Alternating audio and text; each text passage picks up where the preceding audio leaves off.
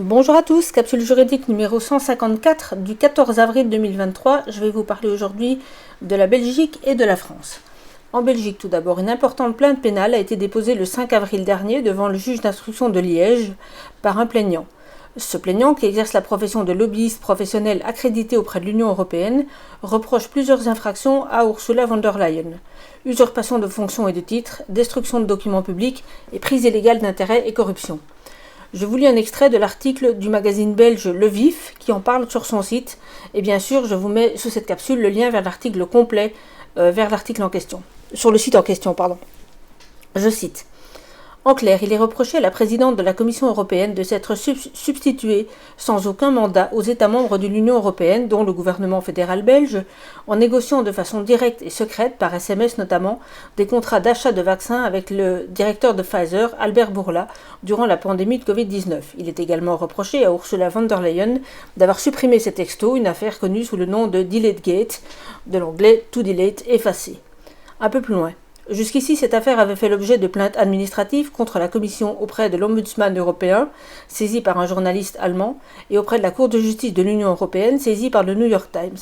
Avec cette nouvelle plainte pénale, donc cette fois-ci, le Delayed-gate prend pour la première fois une tournure pénale dans un des 27 États membres de l'Union européenne. Et ici, ce n'est plus la Commission qui est ciblée pour manque de transparence, c'est sa présidente à titre personnel pour des actes réprimés par le Code pénal belge. Fin de citation.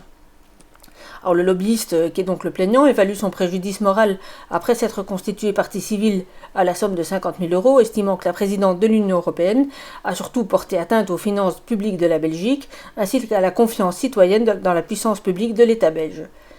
Il est question aussi des commandes excédentaires quant au nombre des injections par rapport à la population belge.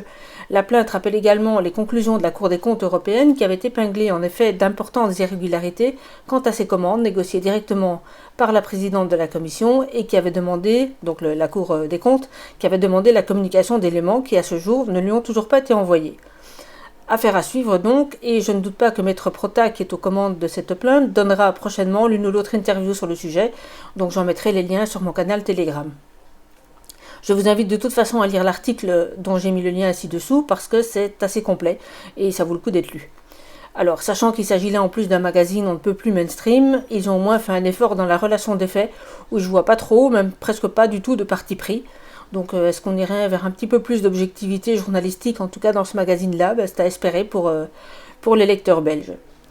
En France, à présent, un rapport a été rendu concernant la Brave M.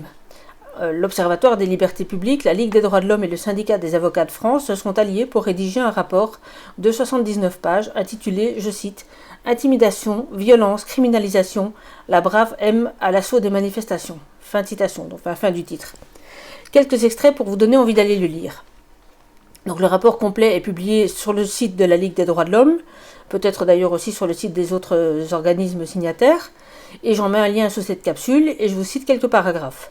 Page 49, je cite: « Le mode opératoire de la Brave M.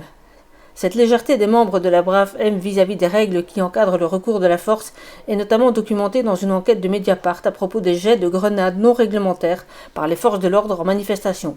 Elle conclut que la part des jets non réglementaires de GMD s'élève à 43% chez les CRS contre 63% pour les Braves M. La Brave M utilise donc régulièrement ces armes de manière non réglementaire, c'est-à-dire de façon encore plus dangereuse que les autres unités des forces de l'ordre. Page 51.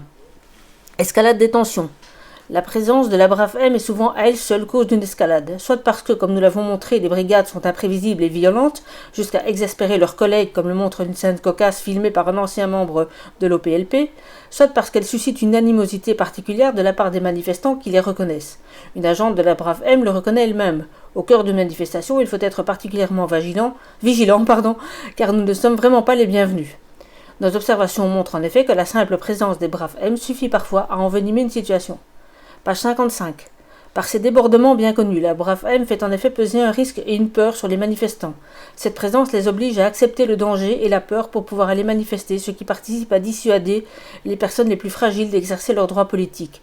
Même des néo-manifestants ou manifestantes qui n'auraient pas eu écho du mode d'action de la Brave M pourraient le deviner au style intimidant qui se dégage des équipements et des attitudes des membres de la Brave M. Loin d'incarner la présence rassurante à laquelle l'institution policière prétend parfois aspirer, la brave M fait peur et dissuade de manifester. Nous pouvons donc formuler l'hypothèse selon laquelle la brave M fait partie des facteurs qui, dissuadant certaines personnes de participer aux manifestations, jouent un rôle politique en réduisant l'ampleur des mouvements sociaux. La brave M n'est donc pas là pour garantir la liberté de manifester, qui est pourtant une des premières fonctions que sont censés chercher à remplir les agents de l'État dépêchés sur une manifestation.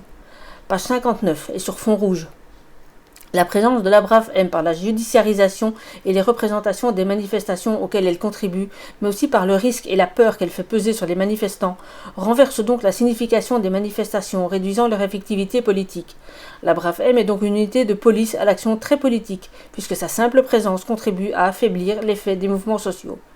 La conception du maintien de l'ordre qui sous-tend le recours au brave M pourrait alors être analysée comme une application du néolibéralisme autoritaire, dont certains auteurs voient une application dans l'exercice du pouvoir gouvernemental en France au cours de ces dernières années.